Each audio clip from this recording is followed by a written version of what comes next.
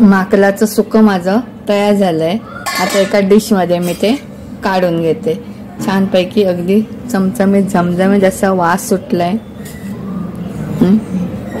छान पण शिजली आहे। तर एका डिश मध्ये मी काढून घेते। आज मी माकला आणली आहे। त्याचं झणझणीत असं करणार आहे।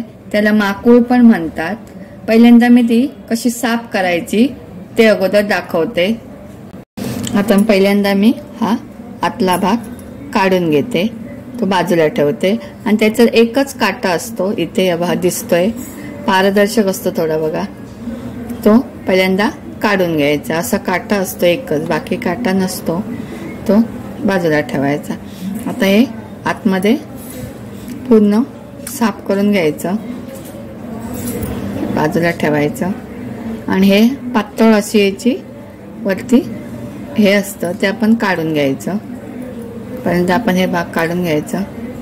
त्याचा पूर्ण वरचा पातळ भाग असतो बघा, तो शेवटचा आपण घेतलं, पंख असतात असे थोडेसे, ते काढले की आपला तो पातळ भाग पटकन निघून येतो आणि पांढरे शुभ्र अगदी दिसतात। मग हा असा पूर्ण पापुद्रा आपण काढून घ्यायचा, पटकन येतो बघा, छानपैकी आलाय। आता हे माकलं आपलं चांगलं अगदी स्वच्छ आतपर्यंत सर्व घाण काढून पूर्ण साफ झालंय बघा, छानपैकी आपलं तयार झालं। कोण कोण कोळी लोक हे हा भाग पण घेतात, त्यातला एक काळा भाग असतो तो काढून टाकतात आणि हा भाग पण घेतात थोडे तुकडे करून, पण आपण हा भाग घेत नाही, फक्त हाच घेतोय। त्याचा अजून पण मी एक दाखवते साफ करून। आता हा आपला एक साफ झालाच आहे। आतला भाग आपण काढून घ्यायचा बघा आणि एक काटा असतो तो आपण वर दिसतो तसा, तो पहिल्यांदा काढून घ्यायचा। असं पारदर्शक अगदी एकच काटा असतो, तो पण आपण टाकायचा आणि पहिल्यांदा आपण हे वरचं कवर असतं पातळसं, ते आपण असं काढून घ्यायचं पूर्ण। हा इथला पंख काढला की तो भाग चांगला आपला येतो पटकन बघा, पूर्ण पातळ भाग वरचा असतो तो छानपैकी येतो बघा, पूर्ण आपलं आलंय, अगदी चांगलं साफ झालंय आणि खाली पोटातली घाण असते ती पण आपण असं काढून घ्यायची असेल आणि नंतर आपण ते चांगलं पाण्यात अगदी स्वच्छ धुवून घ्यायचे। अशा प्रकारे मी दोन दाखवले, अशी मी सर्व साफ करून घेते। आता ही माकलं मी चांगलं 4-5 पाण्यातनं स्वच्छ धुवून घेतलीये।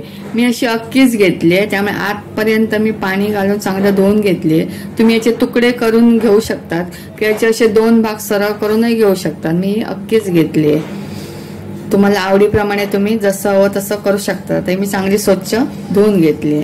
मला भाजकं वाटण लागणार, त्यासाठी भाजकं वाटण करण्यासाठी मी 1 वाटी ओला नारळ घेतलाय, 1 वाटी कांदा घेतलाय मध्यम 2 आकाराचे, थोडेसा 1 इंच आला घेतलाय, 7-8 पाकळ्या मी लसणीच्या घेतल्या आणि थोडासा खडा मसाला घेतलाय, थोडंसं जिरं घेतलंय अर्धा चमचा, 7-8 पाकळ्या मी हे लवंग घेतले, 4-5 पाकळ्या, 7-8 पाकळ्या मी मिरी घेतली आहे, दालचिनी घेतली, चक्री फूल घेतले आणि मसाला वेलची घेतली आणि इथे मी 2 चमचे धणे घेतले। लाल रंग येईपर्यंत चांगलं परतून घेते। पाकळ्या लसणीच्या टाकते, त्या पण भाजून घेते कांद्याबरोबर। आल्याचे तुकडे घेतले ते पण टाकते, ते पण भाजून घेते कांद्याबरोबर।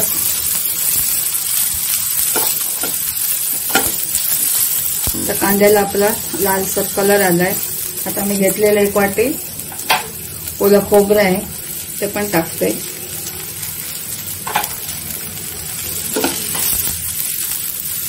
ते पण मी चांगलं लाल होईपर्यंत कमी तेलामध्येच भाजून घेते। कांदा आपला थोडा लालसर झालाय।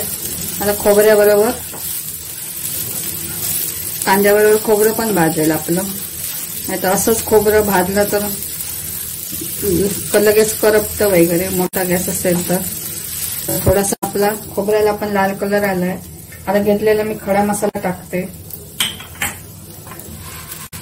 जास्त चमचमीत होण्यासाठी तुम्ही थोडा मसाला खडा टाकला तर चमचमीत होतो, नाही तर तुमच्याकडे कुठचाही मसाला असेल किंवा गरम गरम खड्या मसाल्याची पूड असेल किंवा अस्सल मालवणी मसाला असेल, त्यामध्ये खड्या मसाल्याचे प्रमाण जास्त असते, तर वेगळं घालायची गरज नाही. पण एकदम चमचमीत आपल्याला चांगलं हवं असेल तर थोडा थोडा खडा मसाला टाकायला वाटणमध्ये हरकत नाही. मी थोडा थोडा टाकलाय, 2 चमचे धने, कारण त्या ताज्या मसाल्याची टेस्ट अलग येते. आणि हा घेतलेला मसाला चक्रीफूल, मिरी, लवंग, दालचिनी आणि जिरं, हा थोडासा खडा मसाला थोडासा खमंग होण्यासाठी मी टाकलाय.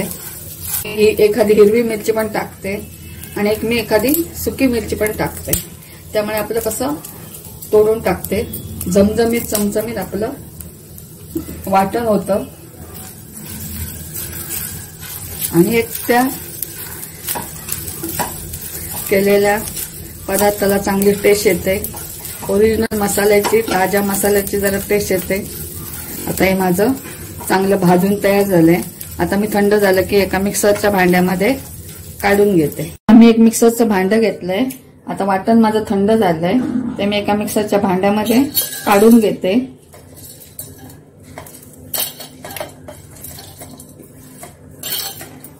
मिक्सरला मी बारीकसर वाटण लावून घेतलंय. इथे एक पॅन घेतलाय, त्याच्यात साधारण मी चांगले 2 चमचे मोठे तेल टाकते आणि फोडणीसाठी मी अर्धा कांदा घेतलाय, तो कांदा टाकते. बारीक चिरून घेतलाय आणि तो लाल होईपर्यंत मी परतून घेते.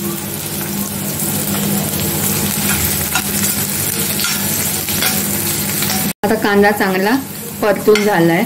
आता मी गॅस थोडा बारीक करते आणि सर्व मसाले घालून घेते. आता साधारण अर्धा चमचा मी हळद टाकते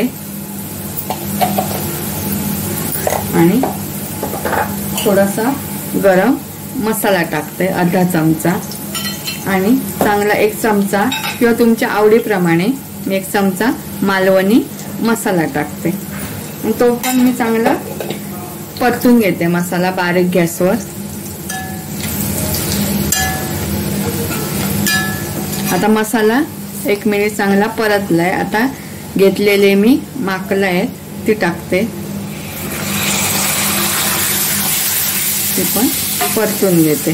तुम्ही तुकडे करून घेतलं छोटे छोटे तरी चालेल, तर त्याचे 2 भाग केले तरी चालेल. आता हे साधारण मी थोडंसं 2 मिनिटं परतून घेतले.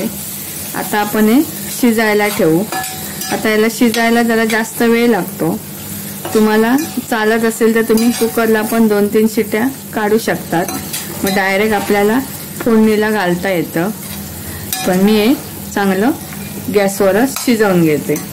आता शिजण्यासाठी तुम्हाला जेवढं घट्ट हवं असेल तेवढं तुम्ही पाण्याचं प्रमाण घेऊ शकता. मी साधारण अर्धा ग्लास पाणी घेतले शिजण्यासाठी. आणि आता मोठा गॅस थोडा करते 2 मिनिटासाठी आणि नंतर बारीक गॅसवर 10 मिनिटं चांगली ही माकलं आपली शिजवून घेते. आता त्यावर ढाकण ठेवून 10 मिनिटासाठी बारीक गॅसवर मी शिजवून घेते. आता माझी 10 मिनिटं मी चांगलं माकलं शिजवून घेतली. बघा त्याची आपली शिजली आहे, अगदी छान शिजली आहे. आता मी खोबरं आणि कांदाचं मालवणी वाटण आहे ते त्यामध्ये टाकते आणि पुन्हा मी 5 मिनिटासाठी मग शिजवून घेते. आता हे केलेलं माझं वाटण आहे ते मी वाटण टाकते. ते पण चांगलं त्यात पहिल्यांदा परतून घेते.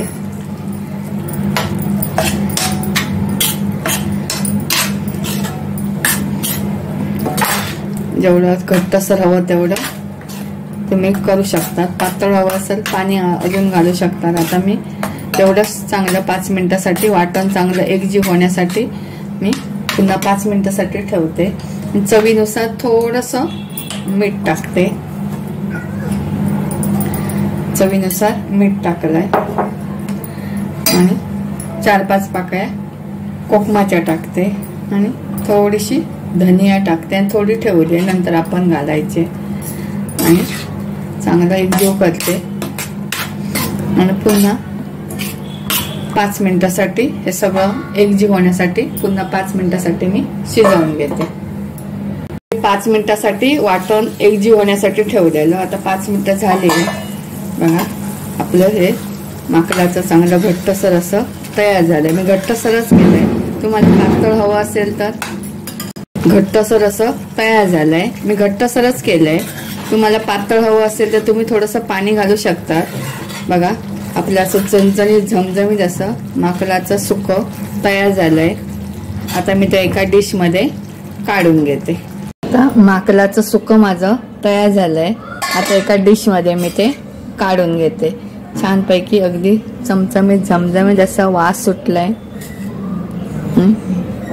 छान पण शिजली आहे. एका डिश मध्ये मी काढून घेते. माझा व्हिडिओ आवडला तर लाईक, शेअर अँड सबस्क्राईब करा.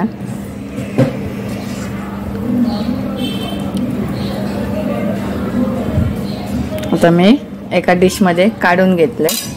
चपाती, भाकरी, भाताबरोबर घट्टसर असं छानपैकी तयार झालंय.